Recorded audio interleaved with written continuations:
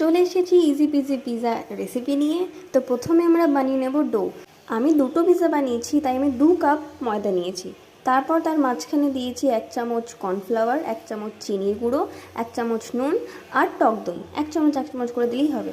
তারপরে গরম জল দিয়ে সেটাকে মেখে নিতে হবে। এরকম সফট টেক্সচার হয়ে যাওয়ার পর তেল দিয়ে মাখিয়ে ওটাকে আমরা রেখে দেবো আধ ঘন্টার জন্য। কড়াইতে 1 হাতা তেল দেওয়ার পর সেটা একটু গরম হয়ে যাওয়ার পর 1 হাতা ময়দা দিয়ে সেটাকে মিক্স করে এরপর ঢেলে দেবো আমরা গরম দুধ। মিক্স আপটা গ্যাসটা নিভিয়ে করবে, তাহলে বেশি ভালো হবে, দানা দানা থাকবে না। এতে দেবো গোলমরিচের গুঁড়ো, নুন, রসুন আর একটু পেঁয়াজ। এরপর টেক্সচারটা ঠিক এরকম হবে। এটা হয়ে গেল আমাদের হোয়াইট সস, যেটা আমরা চিজের পরিবর্তে ব্যবহার করব। রেড সসের জন্য আমরা ব্যবহার করবো টমেটো কেচাপ আর তার মধ্যে চিলি ফ্লেক্স দিয়ে দেবো। নিচে তেল দিয়ে তারপরে ওপরে ডোটা রেখে ভালো করে ফুটো করতে হবে, যাতে ফুলে ফুলে না যায়। এরপর কড়াইতে বালি রেখে অলরেডি আমরা স্টোভ বানিয়ে নিয়েছি। হালকা ফ্লেমে এখানে আমরা রেখে দেবো প্রায় আধ ঘন্টা। এরপর পিজা আমাদের রেডি। এদিকে তাকিয়ে ভালো করে